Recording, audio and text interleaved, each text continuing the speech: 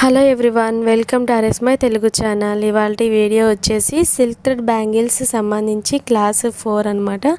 So class 4 ఏంటంటే bangle సైజుని ఎలాగ మెజర్ చేసుకోవాలి, అలాగే ఫ్యాన్సీ బ్యాంగిల్కి ఇలాంటి క్రాఫ్టెడ్ బ్యాంగిల్స్కి మధ్య డిఫరెన్స్ ఎలా ఉంటుంది అనేది వీడియో చూసేద్దాము.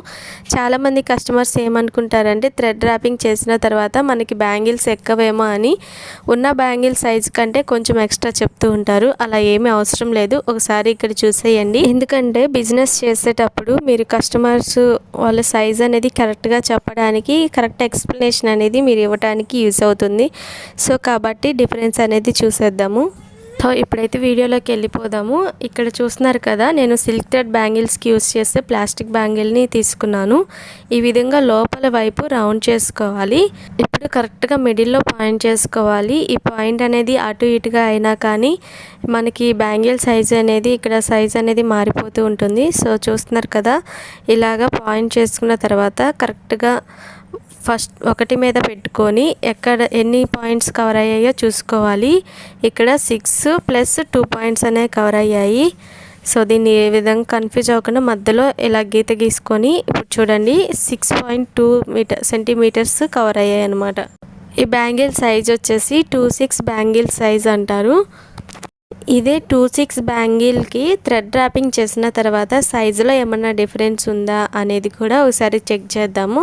సో ఇక్కడ చూస్తున్నారు కదా, నేను థ్రెడ్ ర్యాపింగ్ చేసుకున్న బ్యాంగిల్ని తీసుకున్నాను. సేమ్ ప్రాసెస్లో లోపల వైపున కరెక్ట్గా రౌండ్ చేసుకొని మధ్యలో పాయింట్ దగ్గర మనం ఈ విధంగా స్కేల్తో లైన్ అనేది గీసుకోవాలి.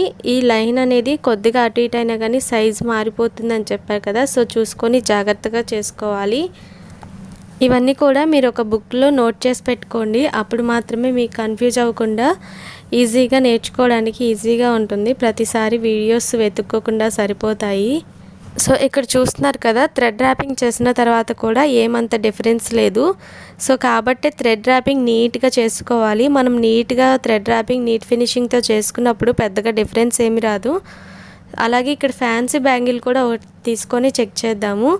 సో దీన్ని కూడా సేమ్ ప్రాసెస్లో తీసుకుందాము. కాకపోతే మనం సిల్క్ థ్రెడ్ బ్యాంగిల్స్ కోసం యూస్ చేసే బ్యాంగిల్స్ కంటే కూడా ఈ ఫ్యాన్సీ బ్యాంగిల్స్ ఇన్నర్ డయామీటర్ అనేది 2 to 3 పాయింట్స్ తక్కువగా ఉంటాయి. సో కాబట్టి మనకి థ్రెడ్ ర్యాపింగ్ చేసినా కానీ ఎక్కువ డిఫరెన్స్ ఏమి ఉండదు. అసలు లూజు టైట్ అవ్వడం ఏమి ఉండవు అనమాట. మీరు అబ్జర్వ్ చేశారు కదా, మనము ఇందాక తీసుకున్న సిల్క్ థ్రెడ్ బ్యాంగిల్స్ కోసం యూస్ చేసే బ్యాంగిల్ ఏమో ఇన్నర్ డయామీటర్ 6.2 వచ్చింది. ఇక్కడ ఫ్యాన్సీ బ్యాంగిల్కి ఏమో 6.0 సెంటీమీటర్స్ వచ్చాయి. సో కాబట్టి థ్రెడ్ ర్యాపింగ్ చేసినా కానీ ఆ 2 పాయింట్స్ కవర్ అవుతాయి కాబట్టి అస్సలు టైట్ అవ్వవు. సో కాబట్టి మీకు యాక్చువల్ సైజునే తీసుకోవాల్సి ఉంటుంది. 2 బ్యాంగిల్ సైజు నుంచి 210 బ్యాంగిల్ సైజు వరకు ఫ్యాన్సీ బ్యాంగిల్స్కి అలాగే ఈ క్రాఫ్టెడ్ బ్యాంగిల్స్కి డిఫరెన్స్ అయితే చూసేద్దాము. ఇక్కడ బుక్లో నోట్ చేసి పెట్టాను, మీరు ఒకసారి అబ్జర్వ్ చేయండి. మీరు కూడా నోట్ చేసుకోండి, లేదంటే స్క్రీన్ షాట్ తీసుకొని దగ్గర పెట్టుకోండి.